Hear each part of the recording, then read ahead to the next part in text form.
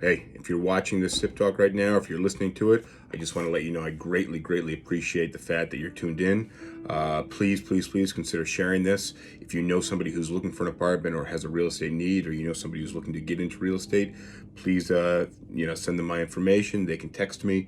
My number is 212-239-1839. Again, that's 212-239-1839. Feel free to get in touch with me. I really appreciate this, and I hope you enjoy.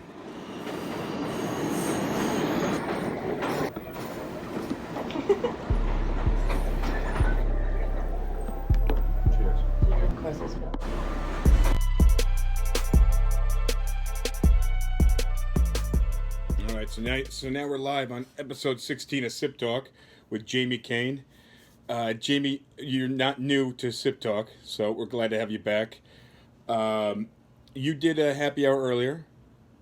I did. I've changed drinks. Okay, yeah, I noticed you're a little rosy. You're a little rosy in the cheeks. Yeah, right. What are you drinking? This is just whiskey, straight up. Oh, is it really?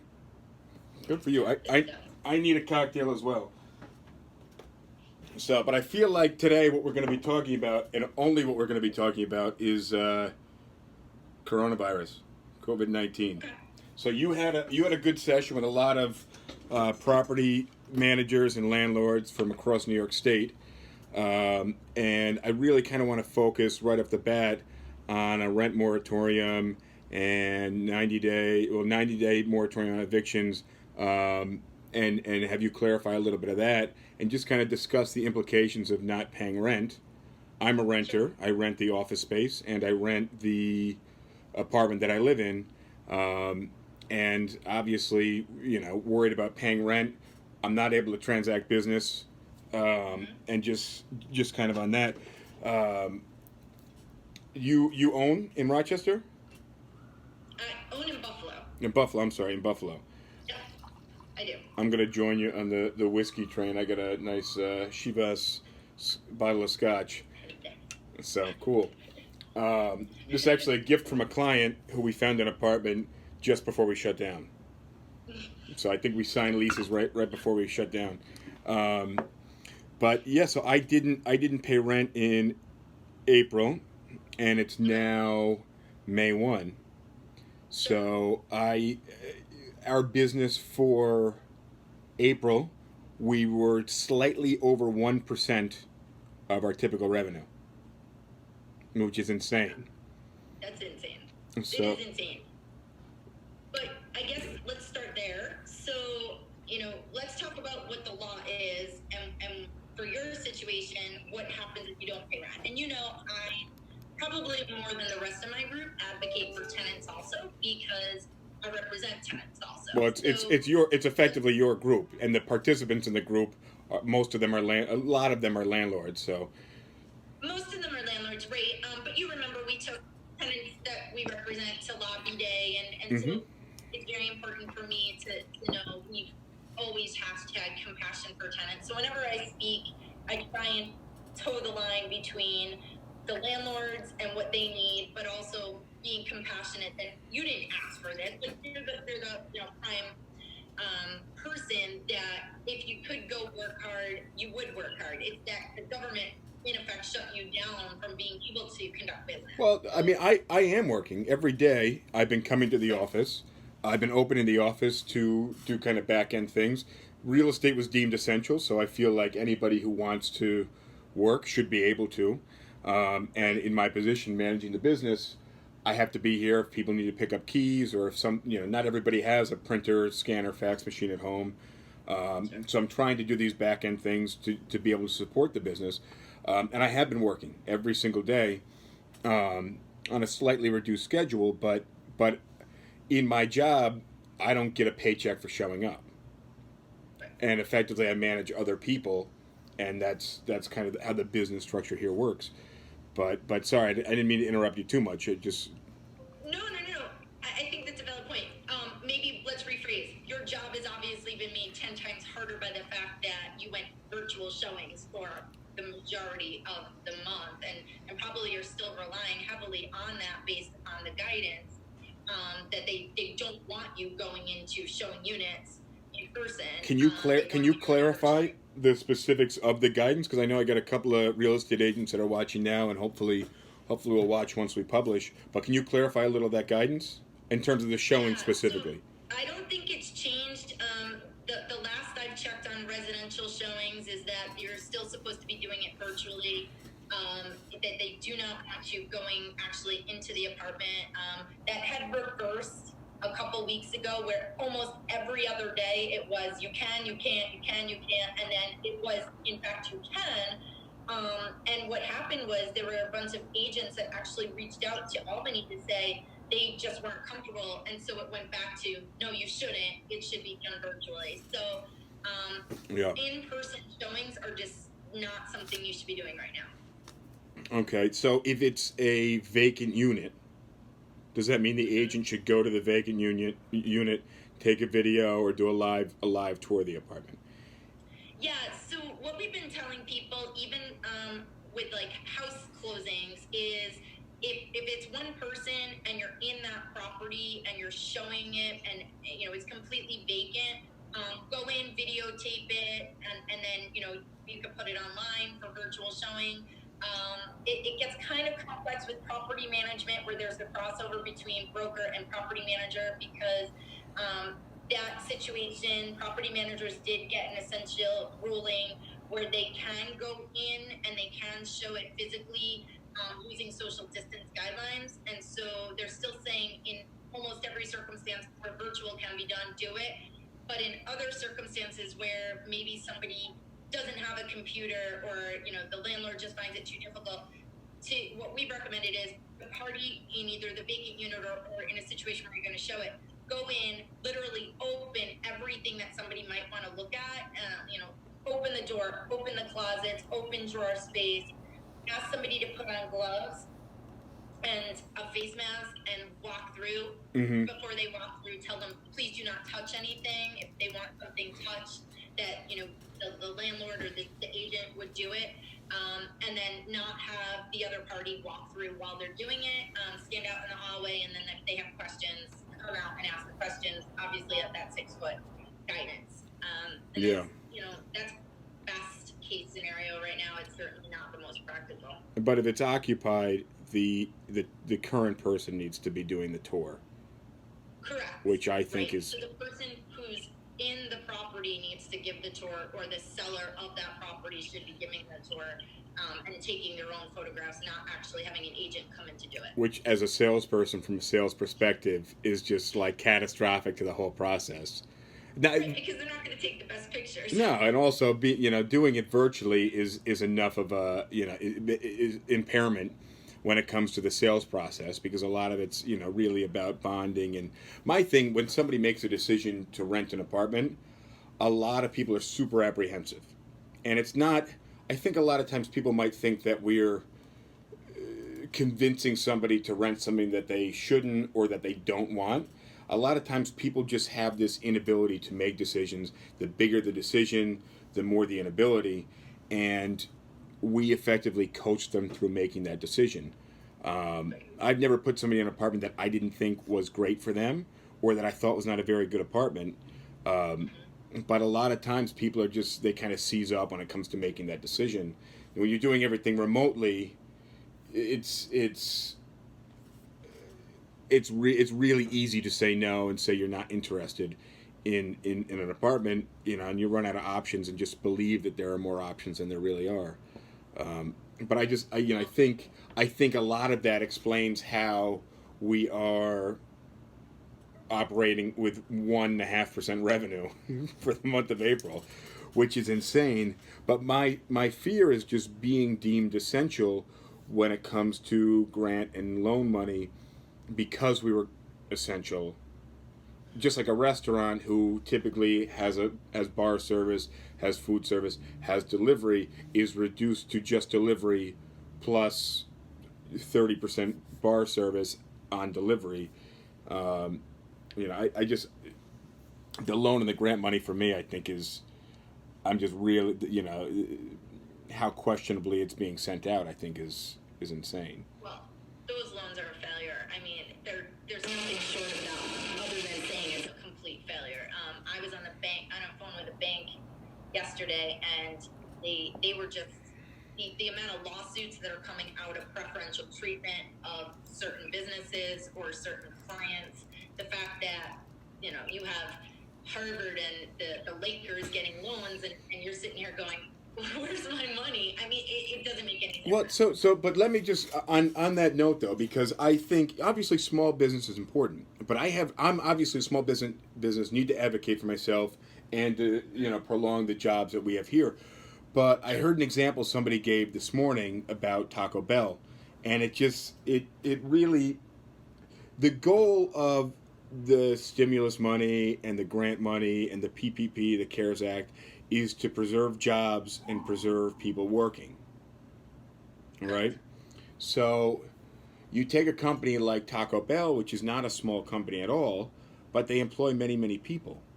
So if their business has gone down, shouldn't they be entitled to some of this money as well? There's no business bailout. Go ahead, sorry. No, I'm sorry to interrupt. It's in the details. So the details of that section of the CARES Act said that those would be eligible, or in the PPP loan, would be eligible if you had 500 employees or less. So that's where it gets tripped up, is if they wanted it to be accessible to companies that were in excess of 500 employees, they should have had different classifications of money set aside for different classes. Yeah, and you're right though. It was a failure. It's just a bad setup altogether. I mean, and my thing is, you guys were talking about basically a group of landlords discussing how not being paid rent is affecting them, and I think it's going to be a different world. The economy is taking a big gut punch, if not literally being cut off, not like at the waist, basically. People can't work, so they're not making money, and then some people are working and making their normal amount of money, and then you have people like me who are working and not making any money at all. What's the landlord perspective on this? So I think the landlord's perspective is, certainly we're not trying to suggest that tenants shouldn't get some form of assistance, because we recognize that there are people who want to work, who can't work, who have reduced hours, who have been furloughed, whose businesses have effectively closed, or some who, are maybe got sick themselves or had to care for someone who was sick, or maybe it's just the kids are home from school and they don't have daycare options because you don't want to send them off to grandma's house right now. So there's a cognizant recognition of people need help. We are not trying to muddy the water there. What the flip side is, what the landlord's position has been, is every proposal, whether it be the PPP loan, EDIL loans, or any of the proposed bills, they don't make a landlord whole. And so it's a very slippery slope between, you can sustain operations, which are essential, especially in a pandemic where you need to house people, and that line between those costs to the landlord, what they're taking in, and they can't pay for taxes, they can't pay for me, they can't pay for utilities, and then the whole housing system crumbles. But it's almost feels like a game of Jenga though. Like we're just we're pulling certain blocks out that the economy is supported by, and putting it in other places, and it's just not. At some point, we're going to pull so many out that potentially we could have a huge meltdown. I like the idea of, so I've applied for unemployment for my personal income, but it's wild because 2018 versus 2019, two totally different years. 2018 we had a good year. 2019 we didn't. I applied with 2019 numbers. I sent them the most up-to-date tax information I had, and it looks like I'm not really going to get anything from unemployment at all, which is wild because we're not doing any business here, and I have my own personal rent to pay. Plus, I'm trying to personally support as much of the company as possible so that when we reopen, it's relatively seamless. But I like the rent voucher idea. Mm-hmm. But we all do. But then how does the government decide who gets it? Which I think, with all of these things that are happening, it's just being looked at such a macro level, and not any deeper than that. You can't give everybody a rent voucher. That doesn't make sense. You can't give everybody a mortgage voucher. That doesn't make sense. But how do you break that down? And what are your thoughts on a rental voucher or something along those lines? Right. So Senator Kavanaugh proposed Senate Bill 8140, which would be the voucher program, which would be full relief on the part of the landlord and a tenant. That was quickly something we got rallied around. Mm-hmm. Almost every real estate group in the state has joined in that sentiment. When was this? When was that? When was that proposed? That was proposed a couple weeks ago. We spoke to Senator Kavanaugh's office last week, and yesterday he did a town hall that I'm not sure if you watched, but he was on talking about it. And initially, when we spoke with him last week, his office was very concerned that they wouldn't get the funding. So it's a voucher program that requires the federal government to fund the program. Yeah. And so what we were hearing was that they were not going to necessarily do a fourth stimulus bill, which would have been aimed towards housing, and that would have been the funding that was necessary to support an idea of a voucher system. Yesterday, he changed course, or maybe he got additional information, and he was saying that he anticipates $100 billion in a voucher program funded by the federal government for a fourth stimulus package, where $10 billion would go to New York. What can I just? And I'm really curious on this because 100 billion, 10 billion, 2 trillion, these are huge numbers. Is there any basis on where these quantities come from, or are they just naming big numbers because they sound big? And maybe that's an opinion question. Yeah, I think so too. I think that's got to be it. I think you're right, because if you look at that scenario, 10 billion goes to New York, yet New York is overwhelmingly affected by this. Why isn't 60 billion going to New York and 40 billion going elsewhere? I mean, I think it's arbitrary, and it maybe sounds something, but I don't know what it is if it is. Oh man, in your opinion, would you think the voucher idea is the best idea? It's the only idea I've seen that would provide relief for tenants without what I don't want to see my group do, which is a property strike on taxes. Well, tax strike. That would be terrible. But how does that? I mean, that would have to be a huge strike to have any weight. But I like that idea in response to the no voucher idea. I'm worried about the eviction situation. My thinking on the office rent. Here's my legit thinking, and we're live, so fuck me on this one. But my thinking is, and I've said it to enough people, I don't care. And the landlord's not very cooperative, so I fully actually expect this has the big potential to backfire. But I'm not paying rent, right? And if I don't get the funding that we need, I won't be able to pay rent. So at that point, I'll say to the landlord that they can evict me. They're no matter what, they're not getting rent for the last 2 or 3 months at whatever point we're having this conversation. They can evict me and go a month or 2 or 3 or 6 not getting any more rent. But they should, I've been a tenant here for half a decade. They should let me stick it out. What do you think? What do you think on that plan? And again, I think the landlord would say you're out of here. But what other option do I have if the funding doesn't come through?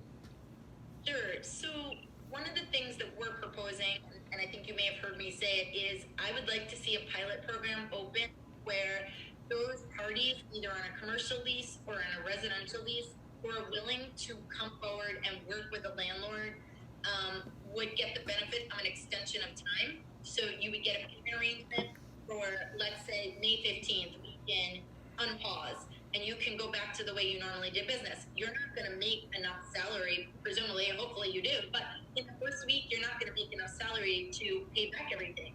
So it may take you 6 months to be able to pay rent plus stay current. And even then, that's potentially something that's not enough time. So I think what we're looking for is a pilot program where it would be a scenario where if somebody came forward on a payment plan and recognized the obligation and didn't try and, move out on a landlord and not rent, or just basically throw their hands up and say, I don't want to work with you, can't do it, because there's a lot of mixed communication. I think we owe it to the tenants to work with you and to try and give you the longevity to maintain the continuity, because when you close shop, you lay off people. That's not good for government. No, exactly. It's a wild time. I put a post on LinkedIn yesterday. I had a post blow up a little over a month ago, and it's funny because somebody commented on something in the middle of the night. I woke up this morning. I read a comment, and it says you should compare this video to the video you posted a month ago, and I did. I got the screenshots of both videos, and one I haven't shaven really since the COVID kind of shutdown happened, but A lot of COVID kids out there. yeah, except it doesn't work really well with the face mask. So,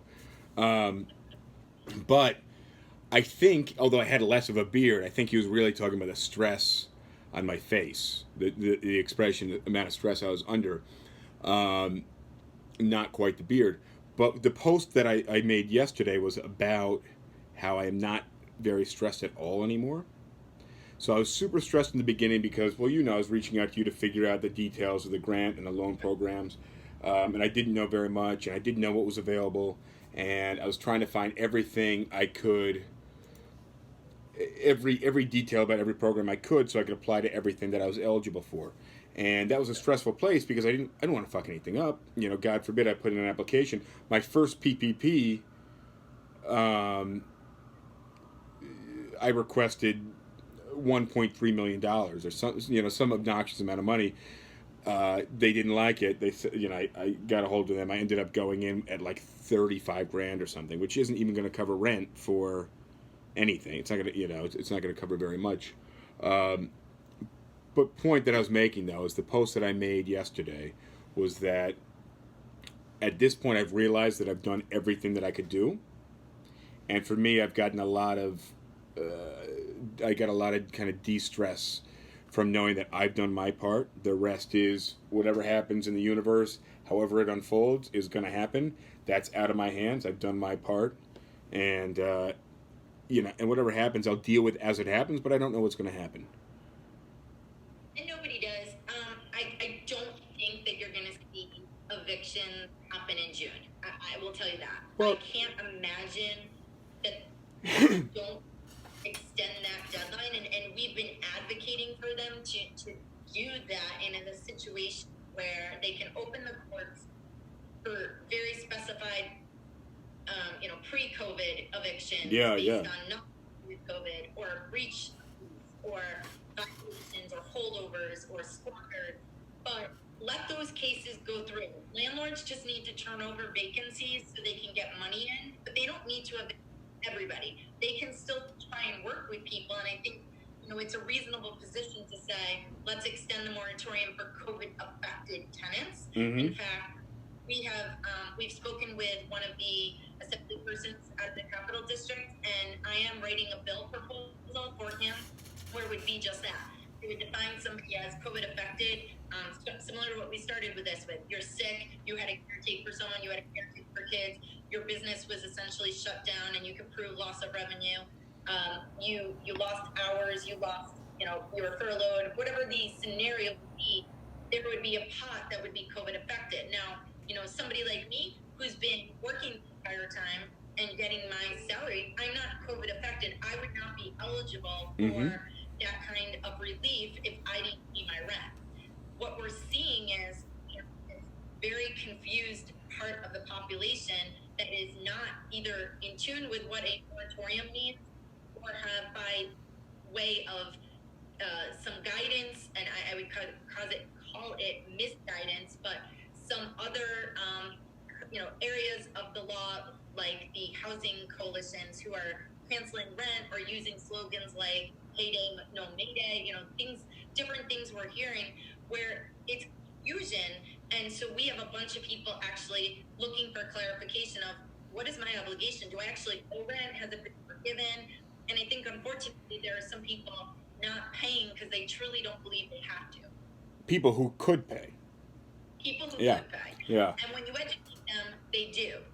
Well, the less the landlord's affected at all because of those people who could pay and they pay, then the landlords would be more willing to help those who didn't ask for this, just have run into problems because of the actual virus. yeah, I mean, you and I share a mutual client we haven't filed for eviction yet, right? We've just given notice, and now we're unable to file for an eviction, which means this tenant basically gets another 90 days to what, 150 days, potentially. So potentially, The way that depends on what type of mortgage is on the property. Okay. If she's got a federally backed mortgage on that property, that tenant's got till July 24th. But in this scenario, it's a NYC tenant, so they will fall under that anyway. Okay. So it's July 24th before that tenant can actually be brought first into court. It's no guarantee. Obviously, July 24th, that person's not going to be evicted. It will probably likely be September before we get that tenant out. And well, the courts are going to be so backed up. Once Absolutely. every court, I've been doing video interviews because I believe I'm going to lose a lot of agents once everything settles. Once the dust settles, if they just flipped a switch and they said May 20th, everybody's good to go, I know I would lose probably 40 to 60% of our agents. That because the fear of not wanting to work. Because it's a momentum based business, and you're starting to try to roll a giant boulder from 0 miles an hour. Whereas you have agents where there's some movement and they can jump on and they're getting clients. Whereas when you have nothing, it's almost like coming back to day one. And a lot of people, they would rather just bail and find something else. But it's a good segue too, because what I'm hearing, at least from friends I have in New York, in the city still, is that they're just open leaving New York. They're out of here. They're like, forget it now. It's so hard. The cost of living is too much. They're bailing and they're leaving to go south or upstate or somewhere else. Well, I mean, I've been toying with the idea of moving outside of New York City, which is a really difficult thing for me. But I've had the benefit of being much more careless than anybody else through this whole process. I go from the apartment to the office. I take a motorcycle. I don't have to wear a mask here. I can't wear a mask on the only way it's really impacted me is that I have to walk from where I parked the bike to the office with the helmet on to cover my mouth. But outside of that, I'm not around elderly people. I'm not around infants, and I'm not around sick people, and I'm not exposing myself to them. And it's really allowed me a lot of additional freedom that a lot of people don't have. That's right. But I don't have anywhere to go with that. But just figured, I'd throw that out there. Yeah. But the eviction thing is going to be nuts. My home landlord, my residential landlord, has reached out to me for rent payment, and they haven't. I've replied back to emails, and I've sent direct emails. They haven't given me a single answer. And the commercial landlord is regularly calling me on my cell phone. Well, you know that I would be glad to help you out with writing letters back. So let me know if it gets crazy and we can step in and represent you and try and get some compassion out of both of them. But that's the problem that we're facing as a group, is that as a class of landlords, there's stereotyping that goes on, and there are those that make the rest of the landlords have bad names when they don't work with people, when they aren't quick to recognize why you're in the scenario you're in. That's a frustration model, because that hurts everybody else with over-regulation. I firmly believe the laws that we got last year are from the small people, on both sides, especially the landlords, upstate and downstate. And if the masses didn't act like that, we wouldn't have gotten those laws. So it's the same scenario here.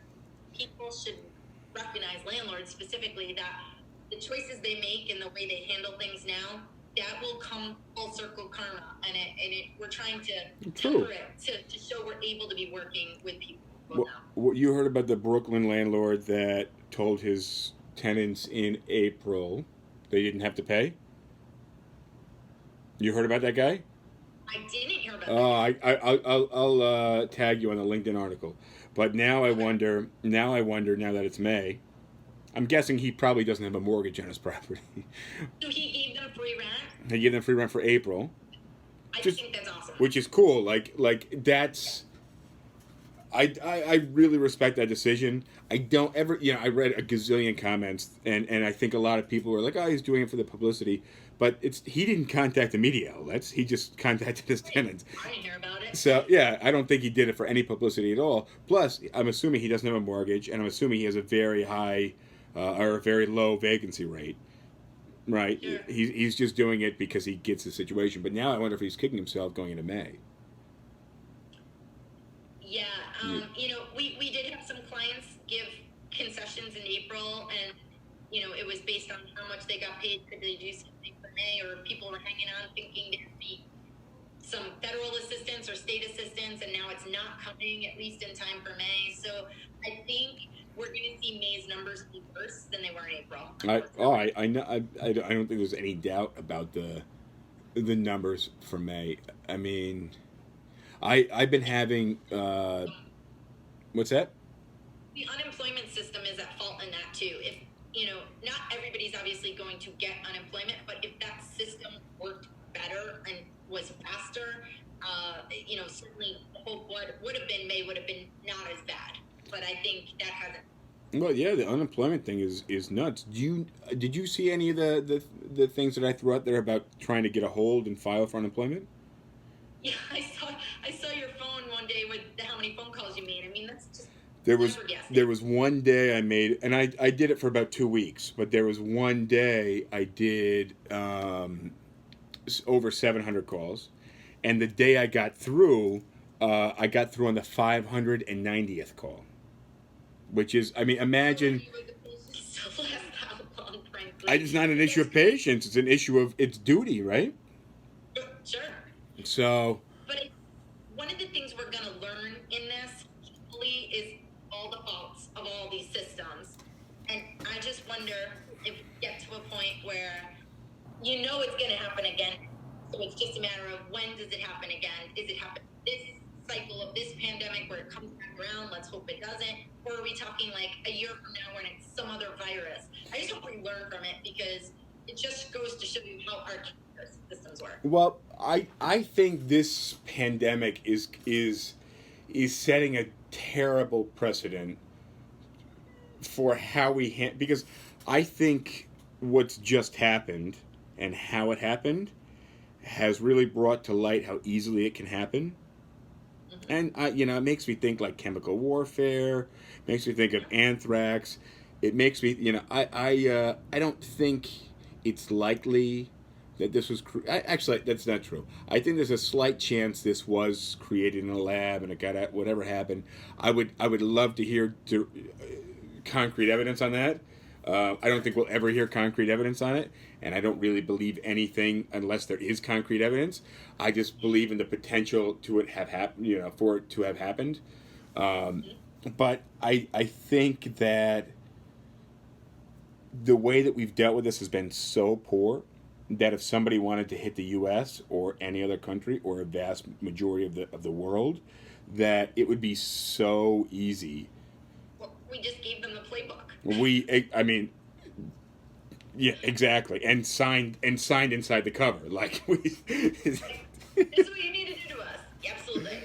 Which is nuts. On every level, the breakdowns in almost every industry. Oh my God. And the inner workings of the government failure too. But yeah, I mean, our economy has effectively shut down. So my concern really right now is, and I mean this out of sincerity and ultimately out of fear, is I worry about running out of cash.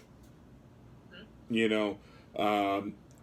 just came out of the worst year that we'd ever had business wise. We were just towards the end of 2019 getting back on track after the HSTPA, and we actually had almost a record January and February, but Um, we March really suffered, um, but I had a lot of debt coming out of 2019. I had a lot of debt, that I was working on paying down in quarter one, and I still have a lot of debt. So that, I don't have a lot of available credit that I can go towards that I would normally in an event like this. It's just we came out of the worst season, out of the worst year that we've ever had, and now we're going into this. So it has the potential to be really crippling. Um, but my goal right now is to just retain as much cash as I can on my end. Here, give me just 1 second. All right. Sorry, I'm live over here. Thank you very much. Can I put this in today? All right, cool. I'll text you. Thank you very much for coming down. Jaime, that was actually Carol who just stopped by. Tell them I owe her an email. Afterwards, you may want to jump on with her. Okay. And just touch base. Figure out what night she's doing. Yeah, I mean it's everything, but nothing's happening really. It's kind of up in the air still. So Yeah. So that's kind of where we are. But she was nice enough to come all the way down from her house to drop that off, because we're having issues with the property, and it sounds like the tenants are paying rent as well. The downstairs tenant in the studio, not kind of the lion's share of the apartment, which is a 3-bedroom, 2-level 3-bedroom above that. So. Right. But yeah, for me, cash retention is kind of the most important because I don't know how this will unfold moving forward. Sure. I think that's a valid point. And I think one of the benefits of working, having a landlord that's willing to work with you is that there's an understanding that you're gonna hold your money, and then maybe you wait until June to pay something after you see what comes into. Maybe you were waiting on loans. Maybe you're waiting on unemployment. Maybe you can start operating May 15th and have some income come in to be able to make some form of payment, not the full payment necessarily, but some payment in good faith. And I think that's the messaging we're trying to get out to landlords and to educate them on that part of it. Going into court and getting a warrant of eviction, especially, I represent a lot of commercial lease, landlords. It is not easy to get a commercial tenant such as yourself in, outfit the property to what that client's need is without spending more money or wasting more time. Why wouldn't you just keep a tenant that has a history of paying their lease, but for this pandemic you can't? So I guess I don't understand the mentality of certain landlords to not try and make it work. What are the commercial tenant rights and eviction process in New York? Because it's my understanding that if I don't pay rent, they can board over or lock up and chain up my front door. Am I know you it's my understanding you mostly do residential. I do both. Okay. But just because I'm curious and I'm asking, I don't know, there's other people that'll be listening that I'm sure they'd love to find out. Even in that situation that you just described, where self-help is something that they would try and do to padlock the premise and do that, they cannot do that until June 20th. And in a federal mortgage, they cannot do that until July 24th. So the moratorium is all-encompassing on those properties. In terms of ever using self-help, I tell my clients all the time, you're not doing it. I do not want that done. I think there's some question in the HSTPA, and I don't want my clients being the guinea pig about that self-help.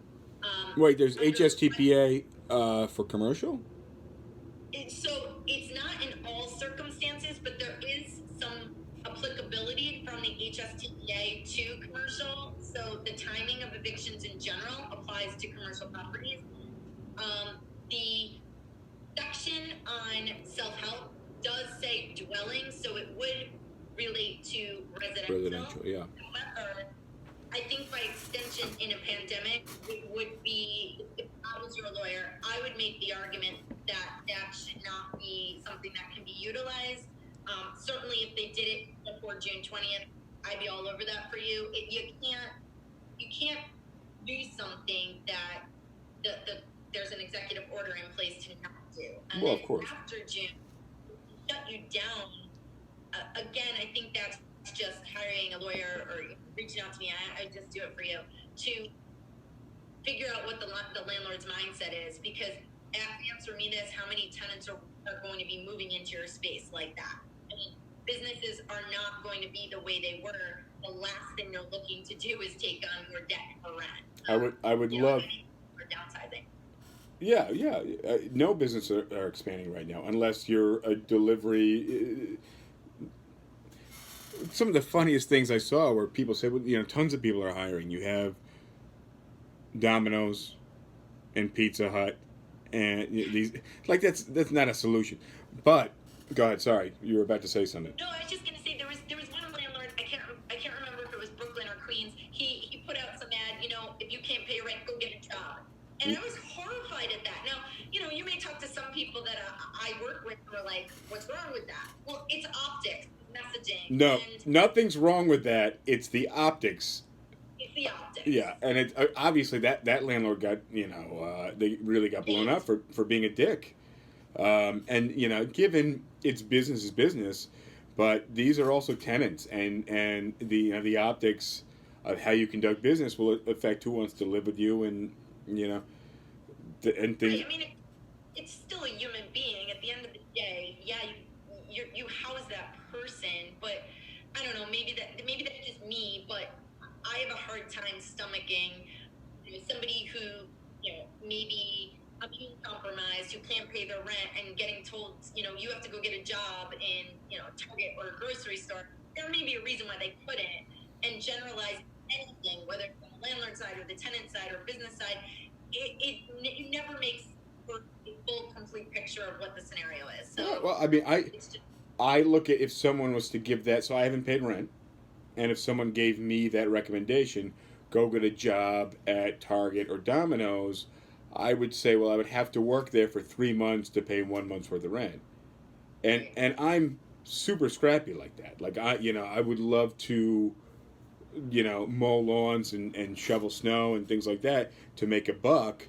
But in the world that I exist in now, when your rent is so many figures, an extra $40 is which is for me has been the most difficult part about adjusting into my role, is kind of understanding that I can save 40 cents on a carton of milk or 9 cents on a gallon of gas, but then I get socked with a 60 grand bill out of nowhere, or a lawsuit, or having whatever it happens to be, and it's just like, holy shit, like this is it's I don't have the background for that to know how to deal with that stuff. I think that's an excellent point. So you just raised what I've been seeing as a trend with my clients. These are people, or someone who could potentially be facing an eviction, and you would never be in that scenario but for this. And so we're seeing it in luxury rentals, we're seeing it in high-end apartments, we're seeing it in professionals who cannot operate their businesses, people who are self-employed, who own their own businesses. I have one of my really good friends is a salon owner, and she's in jeopardy of losing her house because she has no funds to pay her mortgage. Now, we have a mortgage moratorium also, a foreclosure moratorium, but it's the same scenario. It's these, otherwise she'd be making $500,000-$600,000 or a year, very successful. But finding herself in a situation she's not allowed to open, and so she can't make any money. Well, I'm leveraging what I have personally on the business, so that the business is there, so that it pays back to the personal, so that in the future I'll have that angle I can take. But personally, I can only put up so much of a fight financially, and it's fucking terrifying. I can only imagine. And I could be in the same situation tomorrow. My firm just happened to get the PPP loan, so none of us can be laid off for 8 weeks. But every other law firm around us has laid off people. People are taking risk people. We got the PPP loan. I actually just got a text 15, 20 minutes into us starting. Artie, who handles the accounting over here, among many other things, Although she's only a third of the full package that we have here. We have Stacy Roshd and the agents that do a lot. Artie just sent me a text. She said, Jay, we just got this deposit, but the amount that I applied for the PPP was for salary. Now, the PPP can be used for salary, rent, mortgage, utilities. But how can I pay rent, mortgage, utilities, et cetera, if we still have the salary?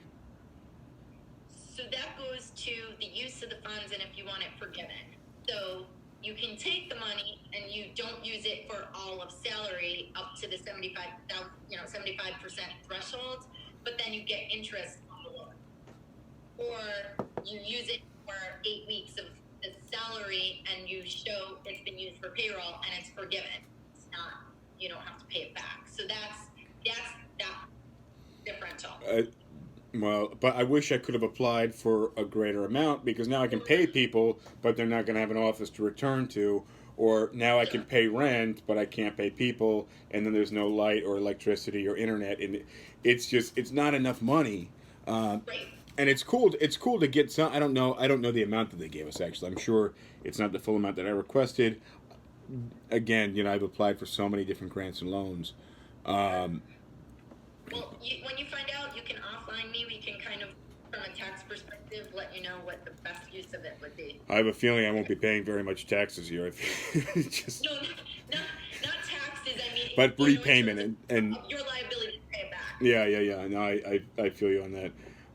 Yeah, it's crazy. I also haven't paid my garage in 2 months, and that's a tricky one because I don't know exactly. Whatever their rights may be is not something that's public or really discussed, and from a perspective of someone who's trying to save as much cash as possible, I don't want to show up to boot on the car because that then affects my ability to earn income, Sure. And things like that. So, that would be potentially handled under New York lien law. So, they might have the right to seize what's in the garage if you don't pay the garage fee. So do you have a lease with that? On the vehicle or on the what do you mean? On the garage. Do you have an agreement with them? Yeah, I have a 1-year contract for the garage. Send that over to me. What's that? Send it over. I'll look at it. If I can dig it up, I certainly will. This is the worst garage I've ever dealt with, and it's in my building. I don't pass judgment on what it looks like. I'll just look legally to tell you what they can do to it. No, it's there. Last time I called them, the woman hung up on me. So it's just a wild situation where they're charging me late fees. I don't know. I can't explain it now, but I would love to. I'd love to articulate it because it's just absolutely insane. Okay. So. Whatever you want. But outside of that, I think we hit kind of the main points in terms of rent and eviction moratorium and mortgage and foreclosure and those things. What else? Anything else? Because I was participating in your roundtable Zoom meeting today. We may get cut off at a certain point, right? Or we just keep going. I think it's 40 minutes. It says 15 minutes so far. So who knows? But I was also, what I've been doing is I've been doing one-on-one video meetings with our agents and giving everybody 15 minutes of my time and taking 15 minutes of their time. And so I had to come and go 15 minutes here and there. So I missed some of it. But are there things that you guys talked about that would be value here, or anything else you want to add otherwise? I think what we're interested from New York City specifically is, are you hearing this rent strike rhetoric? Is that happening? Because from our perspective, if that starts to happen, I'm trying to protect the housing stability, so we would be in a position to potentially file an injunction against it. That's the first thing. And then, New York City policies themselves, there was some question around whether or not the New York City Council has the authority to extend things on their own. And we heard from the sheriff who said, under testimony that wouldn't be legal. It would go to the courts or the governor's office. So we started talking a little bit about that. And I don't know if you want to weigh in, if you know anything about these. A lot of what you guys talked about was well out of my realm and over my head. Yeah. So you're not seeing that, like you walk down the street. Are you seeing any? Kate Martin had posted today. Just some. It looks like on the bus station, with little rooms that they had posted cancel rent all over. I'm wondering, is that all over, or is that just in No, certain buildings, or you no. don't even see it? So I've seen that. I've seen that a little bit. I'm connected with a rent forgiveness, or I don't rent cancellation campaign to follow. I don't know if it's Twitter or LinkedIn, but I've been following them. I don't necessarily. I'm not aligned with their message, but I also know that people can't pay rent. So I would like to see their message realign with another one of these groups, or our group that and come up with, rather than cancel rent, a rent voucher. Now, rent voucher sounds retarded when you compare it to rent cancellation, where the simple-minded everyman is going to line themselves with rent cancellation than rent voucher, because obviously rent's canceled, voucher, you have to apply for the program, whatever it might be. It's more convoluted than a cancel rent. I've seen a little bit of that, but really the one thing that I've noticed walking the streets is the blackness of retail businesses. If you see the lights are on and it's a restaurant, that's one thing. They're doing some delivery. Hopefully, they're making some money. And I think I mentioned this the last time we did a SipTalk. The pizzeria Italian restaurant below our office, the day that they said essential, non-essential, shutting down businesses, shutting down the city, they went out of business. And in the 6-7 days subsequent to that, they sold all the equipment outside of the restaurant. And it's my understanding they hadn't paid rent, and they were working with the landlord to back pay rent and pay some of it. But the retail market and the restaurant market and the commercial rents, that's a market that has been really hurting for a long time. So I'm sure. I mean, that's closest to me because it's in the first floor of our building. I see that every day, but there's not a single business on our block that's open. So what about in your building? Are there other businesses that are operating still? I have seen over the last month maybe 6 people. So this goes to the heart of probably a larger issue for a landlord, in that you're in a commercial building. Are any of the tenants paying? And maybe just offline question to ask, maybe you talk to the other tenants in the building to figure out what in fact they're doing, and maybe collectively propose something to the landlord. But the worst thing the landlord could do would lose all the tenants in the building. I agree. It's wild. It's a different.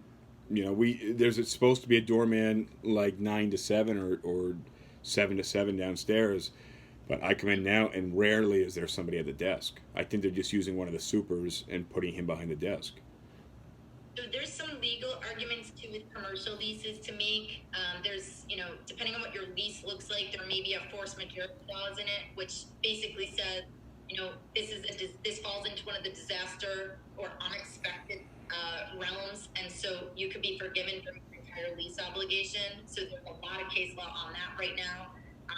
Depending on the terms of your lease and what it says, there is. But I could slip out. I could slip out in that paragraph, but then I'd have to move out. You'd have to move? Well, no. If you're saying you're canceling your obligations of the rent as a commercial tenant, I would then have to cancel occupying the space, right? No. So it would be a forgiveness for the time period in which the pandemic existed. So it's another form of rent forgiveness. I don't know that would hold up in court, though, because there's not a doorman. I'm not paying you any rent at all. Well, it's virtually because of it's a but-for test again. It's but for this pandemic, you would have been operating normal, and in your normal capacity, you have not missed rent. So you have to be in a situation where you're always paying rent before. But this is something even on the Spanish flu, we look back to say, hey, is there case law out there that suggests this could be Is part there? of it? Where, this kind of pandemic has been considered. There are some lease clauses that actually have written in, viruses and communicable diseases don't count. This is going to be tested over the next several months in litigation when the courts open. Some of the restaurants are actually doing this kind of lawsuit. They're also doing it on the insurance side, where can this be contemplated as an interruption? So there's a lot of pending legislation or litigation that might come of this to help even backdate certain things. But certain things that your landlord could be doing, you can extend the time of your lease where maybe you get a forbearance for 90 days where you're not going to pay anything, but you add 3 months of rent onto the back of your lease. But how does that are you just extending the lease 3 months? Usually the premium. Now if it's a mortgage, I'm all for that. But for the lease, that's a bit complicated, I think, Sure. There's a variety of things. Like I said, if it gets to a situation where you do believe your landlord's going to take measures, there's stuff we can talk about to see if we can push back with some ideas to stop that from happening. This is so fucking complicated. It's insane. But Jaime, I just want to bullshit in a minute, but can you give a quick plug for yourself and the fact that, like, I owe you major props for you're online every single day at 2 p.m. I usually catch anywhere between 15 minutes and 45 minutes because I'm doing video meetings and interviews and stuff like that. But you've been online every day advocating for the Under One Roof NY and for Boiling Code and for whatever else. But please, Yeah. So I'm a real estate attorney. I do everything all over the state. Originally from downstate, so fully familiar with the practice of law downstate. Clients in New York that I take care of. But I practice out of Rochester, live in Buffalo. So my law firm is Boiling Code. My email is jcain@boylanCode.com. And anything real estate oriented. I do have a niche in multifamily, specific to leases and acquisitions, but I do also do a lot of commercial acquisitions, hotels, and construction lending. You say niche? Niche. I always say niche. That's the upstate downstate differential. Is it? I mean, I just want to say it the right. So now's the BS part. Roshd is online, I believe, by the way, too. So I'm trying to keep him. I'm trying to keep him here.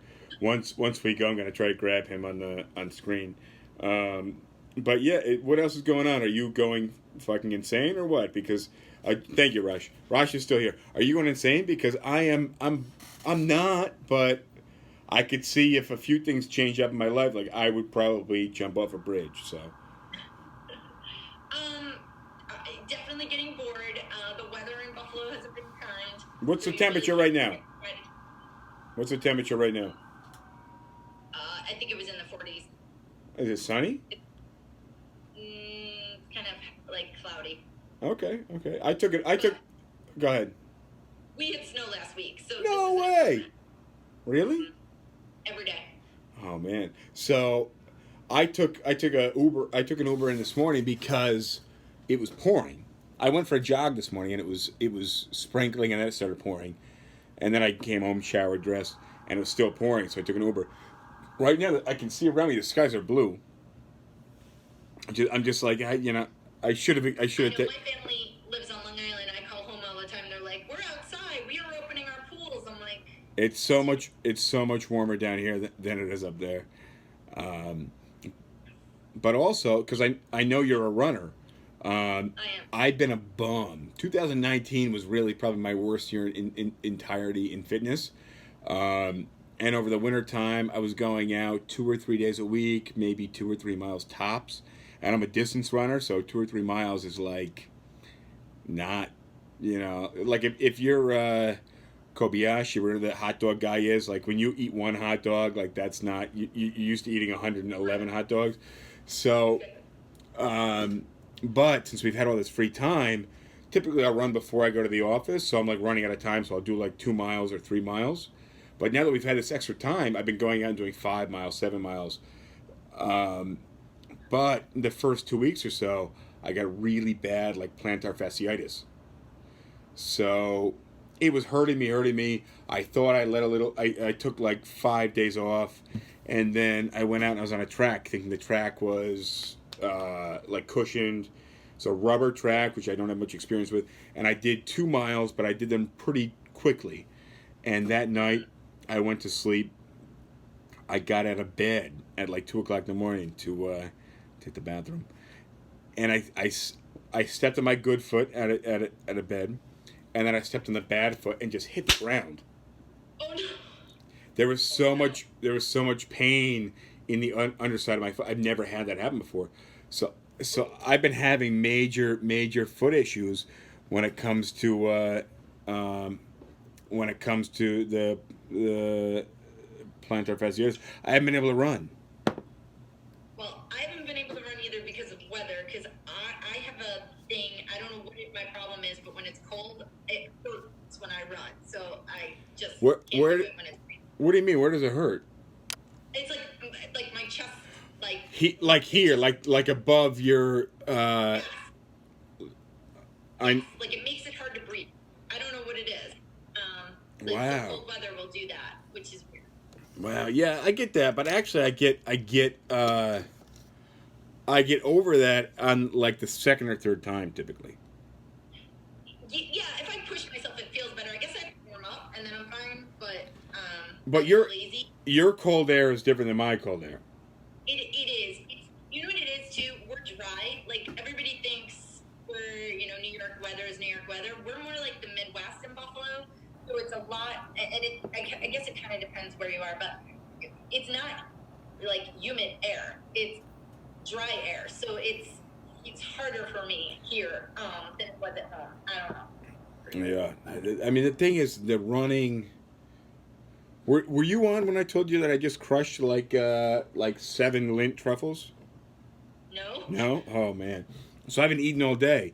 And I like scavenged the office. I'm opening people's refrigerators. I'm like, is there any food even if it's 2 months old? So yeah, I just scavenged the office looking for food. I found, so when we do open houses and things like that, we have to set up a table. I usually have a bowl with some candy in it. And we have a couple bags of Lindt truffles. So I just crushed. I will agree with that sentiment that COVID-19 has not been good for diets because you're not always eating as healthy as you would have, could have, should have. Well, you don't say. You don't say. We just fell off alive, so that's not good. Roshd is texting me. I think the phone overheated.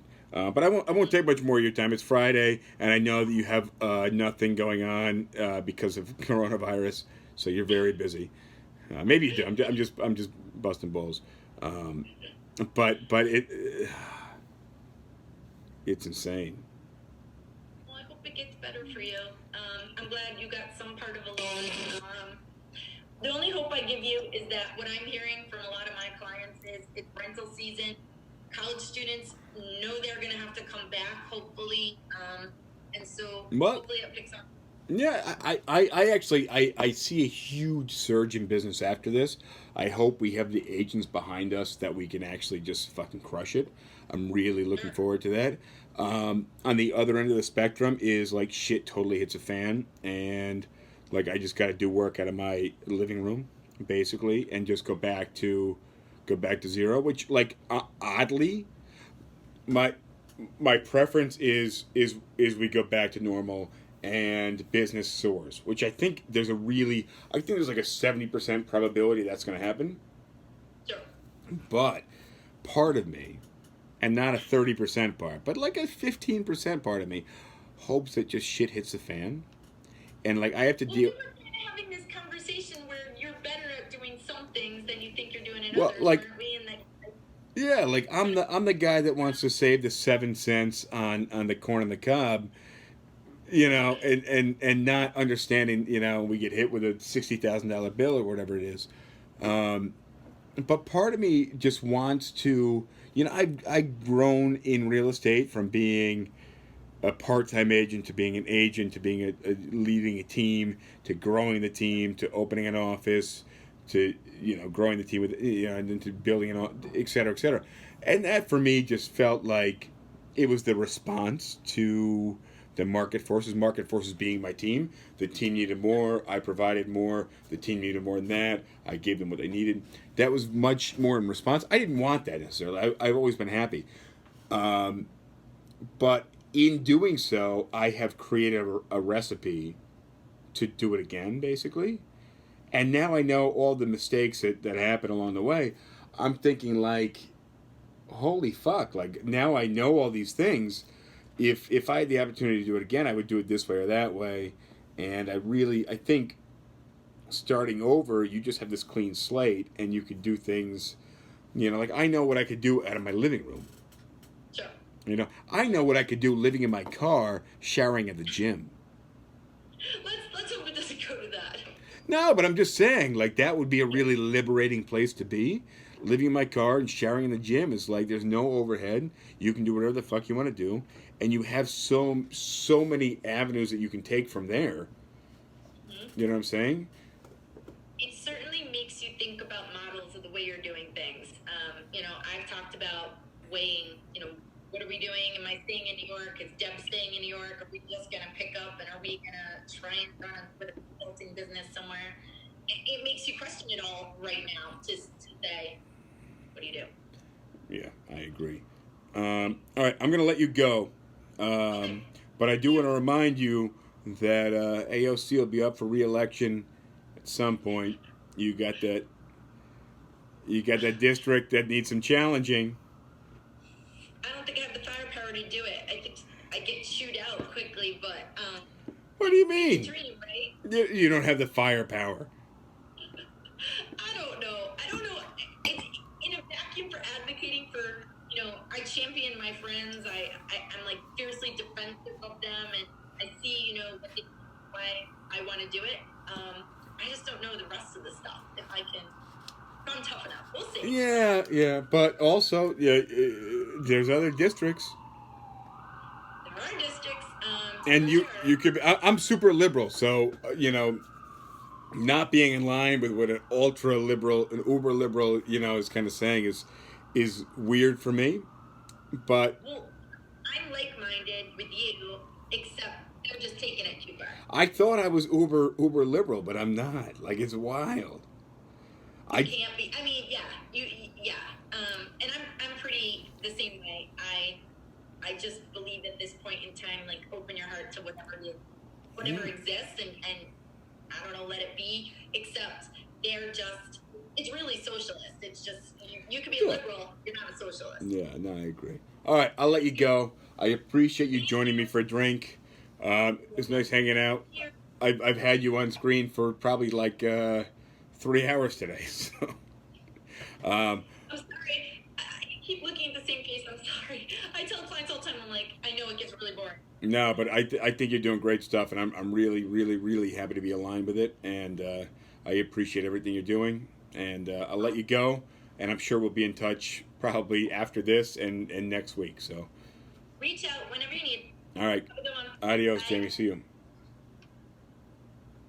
All right, so anybody that's watching on live right now, I just want to share kind of a little perspective on the political aspect of things, and just, I'm super liberal, but I also look at, and Roshd, I want you to stay on line because I want you to join in just a minute, but I'm super liberal, but I look at instance by instance the details on both sides, and I make decisions based on fact, and I'm also not, as a politician, I'm not answering to my base. I don't have a base. I can do whatever I want to do. But it's really, rather than AOC just pushing no matter what, it's understanding and educating the people around you that are affecting your decision and you affecting them the way they're affecting you. It's just wild. My issue isn't so much with this woman, but it's the bills that they're proposing. And the bills that they propose are, just slapping landlords and owners across the face, and brokers across the face as of 2019. and it's just wild. It's absolutely wild. Matt says you're like right of center, but Republicans do stupid shit. And the thing is, people on an individual level don't do stupid shit, but as a group level, when you don't pay attention to the details of what's opposing you, you're doing stupid stuff. And then Jennifer Peterson says, what are we going to do if this thing continues for another month? Jennifer, we're going to continue to react the way that we've been reacting. Basically, making the best decisions that we can in the moments those decisions face us. I haven't paid rent for our office because we need to have that cash to pay for everything else.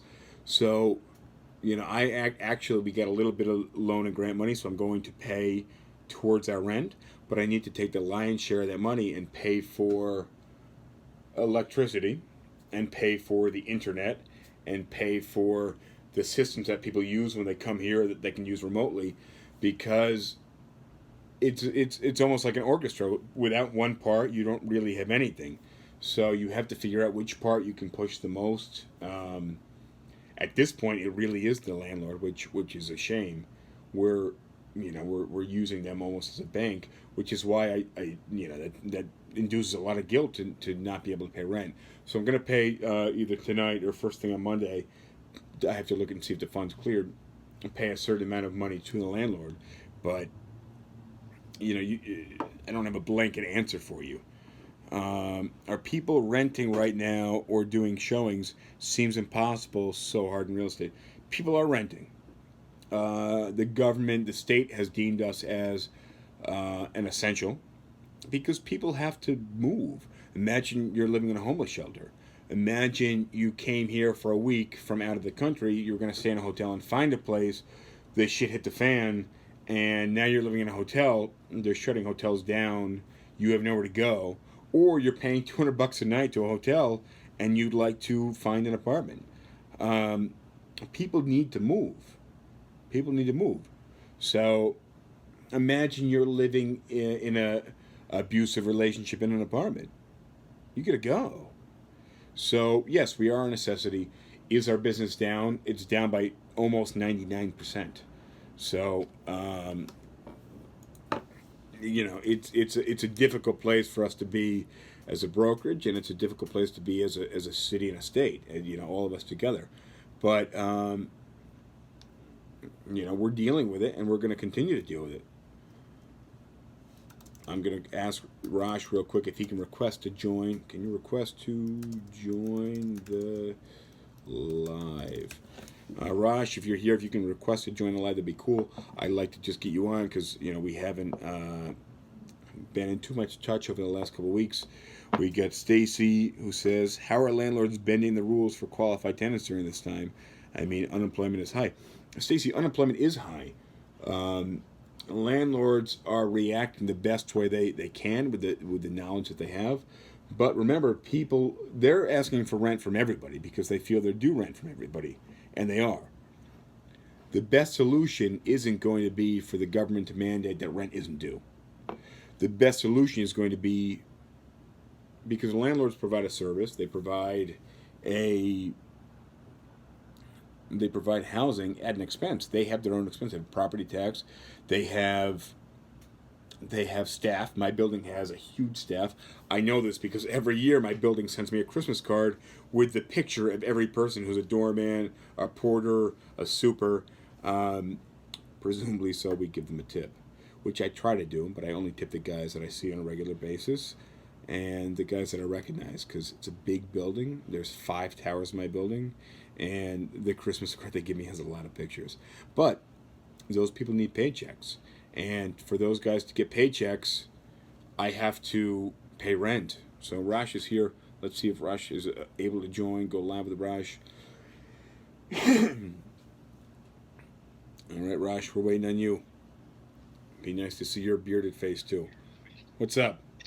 I shaved my beard, and you grow a beard. Yeah, man, what happened? It's so weird. Yeah, this is a tough beard. This is a tough beard to grow. I wish I could just stick it on like a movie prop and then peel it off, but I can't do that. Yeah. Although you got a lot of gray, man. What happened to all the black? I don't know what's going on. I have no idea. It's just the way it is.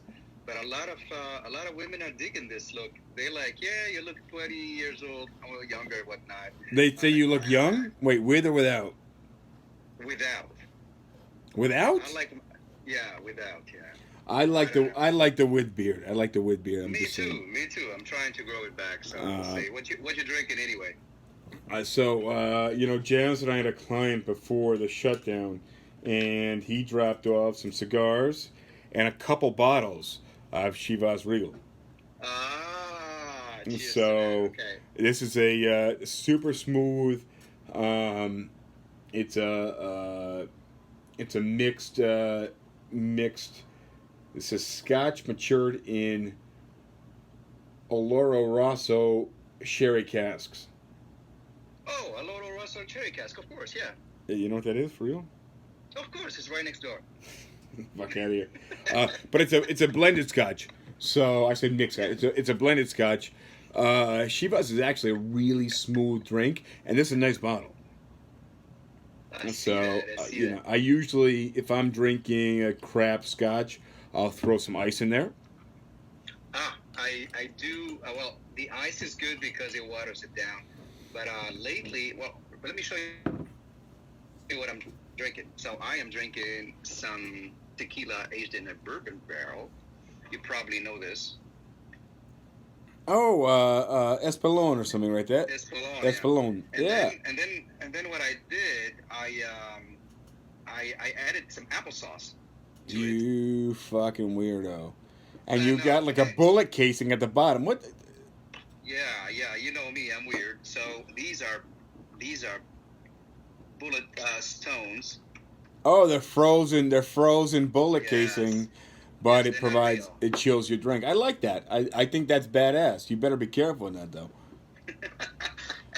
It's good. It's all good. So you caught some of the talk with Jamie and I, and we'll call this a bit of a debriefing, but yeah, man, wild Towards the end time. though, because I joined late. Yeah, no, I was only texting you a little later on, because I wanted you to join, but I thought maybe you'd watch. But it's wild times. We're talking about rental vouchers and eviction moratorium and mortgage, foreclosure moratorium. Wild stuff. And I know you rent, I rent. We're dealing with this shit kind of as it happens from a different perspective than a lot of people. Yeah, definitely. I'm definitely not a victim. 100%. I don't place myself as a victim whatsoever. A lot of people are crying, and I'm very lucky. I'm very lucky because I'm in a rent stabilized apartment, and I'm also the history that I've been in this apartment for such a long time, so I don't have that worry about being kicked out if I don't pay whatnot. Regardless, I pay.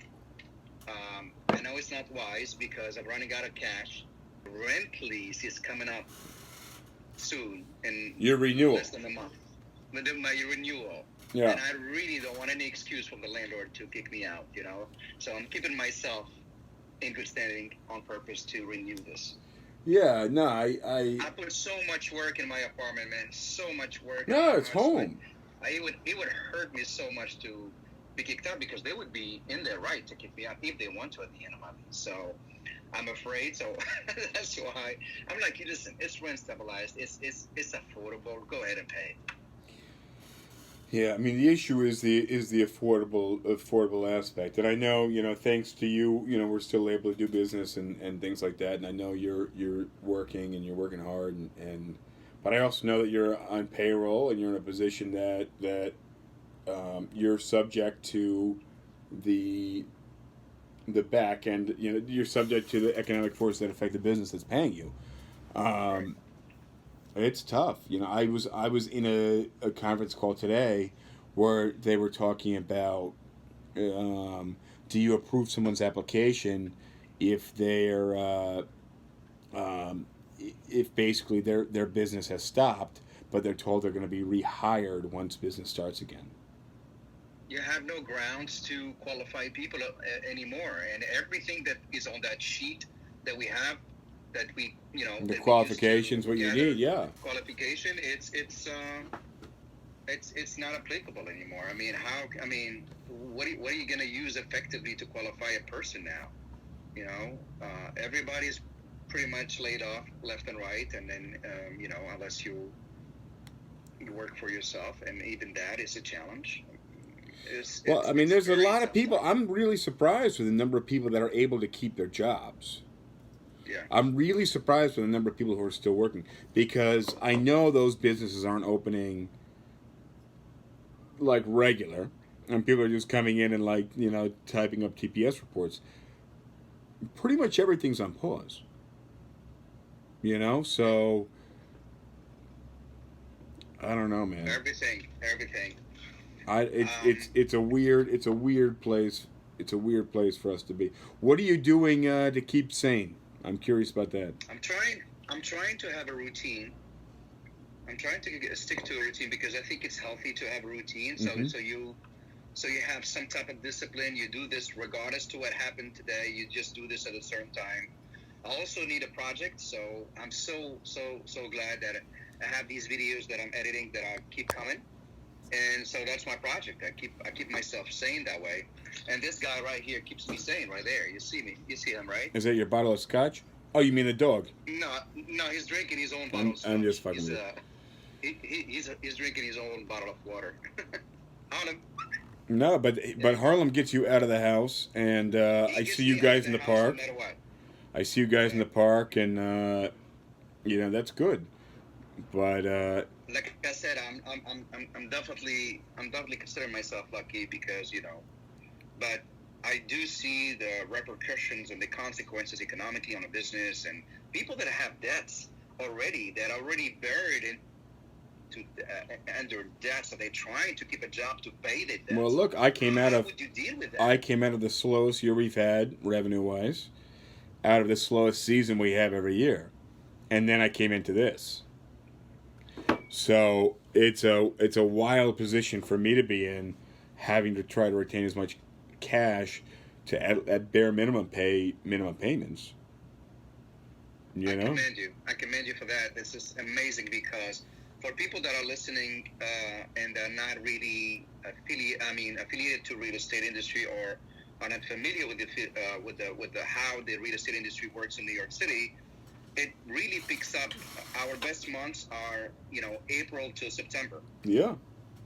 And, but my fear is we lose right that. In the middle. My fear is that we lose that this year. If you lose that leverage, you pretty much fucked. Yeah. Because we're talking about coming out of it, you know, by June, but this is where a normal business without the crisis is usually at its peak.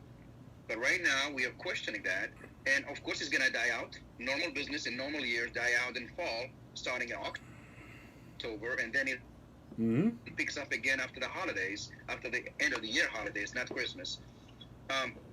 So it's very tough. We're pretty much making the prognostic right now that 2020 has skipped, just like that. It's skipped. Yeah, but we can't get dropped back into the slow season this year, or we will be royally fucked, and that's my biggest concern. You know, I'm really hoping that we get some of this EIDL, the Economic Injury Disaster Loan. I really hope that we get a decent amount of that to carry us through the slow season. You know, I feel like, I know once we're able to transact again, we're going to have a certain, you know, I feel like our overhead is going to go down a little bit. Our business is going to go up a lot, but also the number of agents that we have is going to drop down as well, because it's a momentum-based gig as an agent, and a lot of the agents are not going to find the momentum they had when, you know, they went into February and March, because they just hit a brick wall, and building that momentum again is going to be really, really tough for them. Correct. So. Correct. And having to keep your team is I'm trying to put myself in your shoes, but it's not even possible, man. You are undertaking such a David and Goliath fight here. I'm not even sure how you, in your position as a business owner and somebody that has to appeal to his existing employees to remain there. Well, actually, everybody is, probably, I'm not sure if it's true, but, are trying to, jump out of the ship that's sinking. Not saying that our ship is sinking, because as a proof that it's not sinking, you're the captain of the ship and you're still working. No, yeah, I mean, I don't think we're sinking every single day, so it's not sinking. But what I'm saying is, I don't know how you're doing this. Well, I'm just, the thing is, the conversations that I'm having with the agents is that each of them own their own business. Everyone here is an independent contractor, and they need to be treating their own business like you would if you owned a store. And what I told to them is that, yeah, I'm a business owner operating on a reduced schedule. I'm working 12 to 5, but I'm showing up every day. I'm doing as much work as I can wedge into the 12 and 5 hours. But a lot of people, I feel like, are just waking up, and I mentioned this earlier on in the live podcast. People are waking up, they're cooking a full breakfast, they're watching some movies, they're getting a dinner, they're going to eat some popcorn, watch some more movies, and go to sleep. Maybe they go for a walk, maybe they get out of the house. But that's not how a business owner is going to operate. Now, bear in mind, I'm here. I'm not making any business. I'm a cog in the whole system. But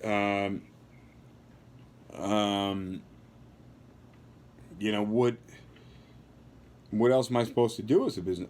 I could gladly not show up to the office every day and go out and do an agent's job. I would make more money that way. I would make way more money that way. And it's so easy.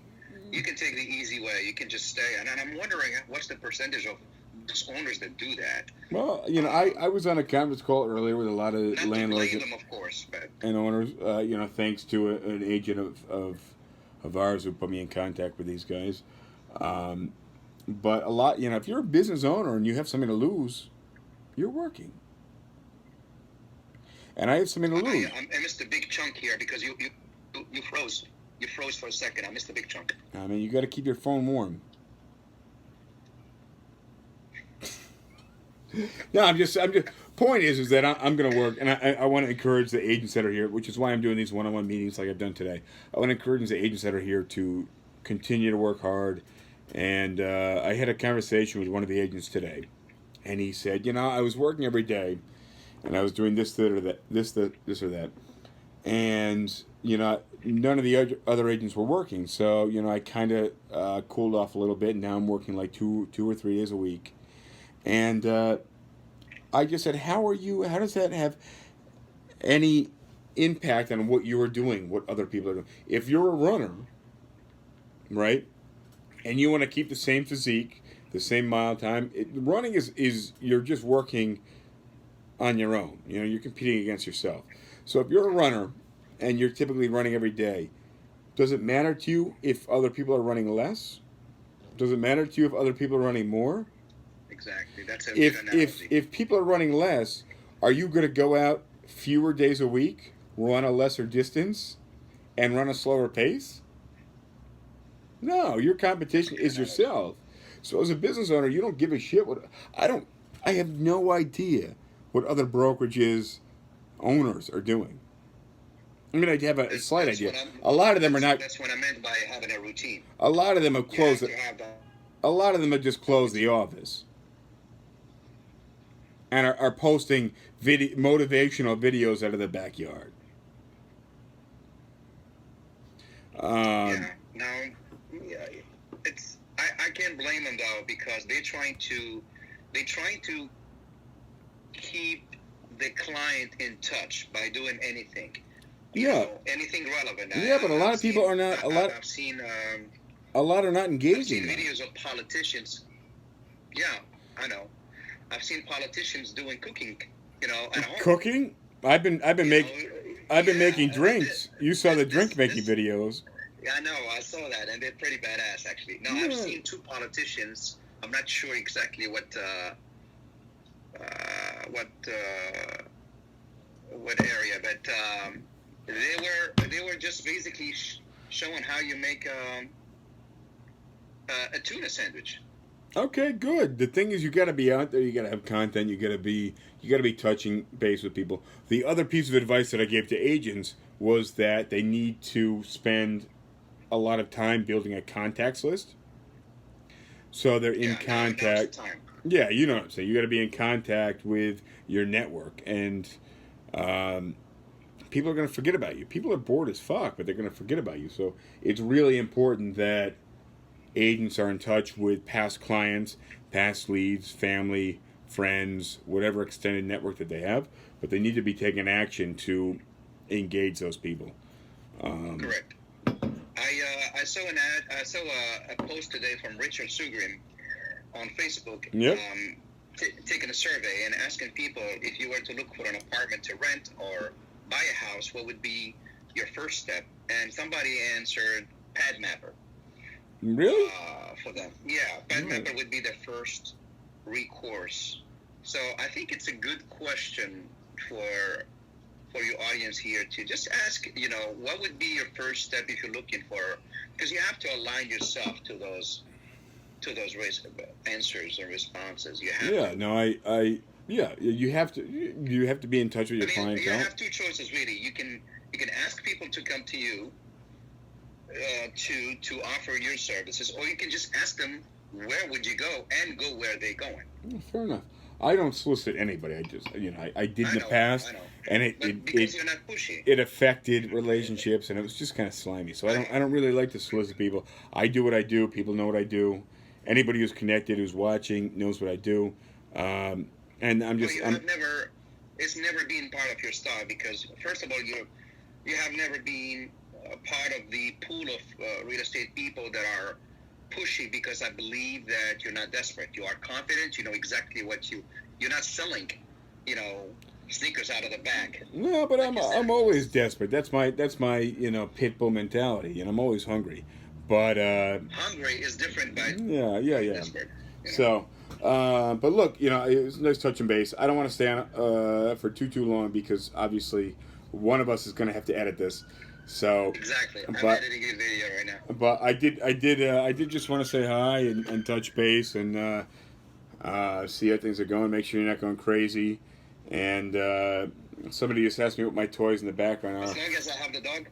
We got you can hear. We got He-Man and Skeletor and He-Man on Battle Cat. And what was Battle Cat's? So maybe bring them in. And what was Battle Cat's name when he wasn't Battle Cat? Who? It's Cringer. You're French. You don't know this. Metal Cat? You know He-Man, right? Yeah. So He-Man had a cat that he rode on. It was like a big kind of lion type. I know what you mean. Yeah. Except he was green. But the cat's name when Battle Cat wasn't in battle mode, his name was Cringer. I don't know if the people that are watching right now are getting your references, because goes back to not just when you were a kid. That's early 80s. Years and years. Yeah. Very. So even before when I was a kid, but either way, somebody just asked, so I figured I would share. And they're asking about toys. Cheers. I got a lot of toys. I got the wrestling buddies over here. So. Oh, I see. Yeah, but on that note, I'm gonna get out of here. It's nice to catch up. I'll let you know at these videos. Likewise. And we will conclude SipTalk number 16. Goodbye, Facebook. All right. Roshd, I got you on live. Adios, episode 16.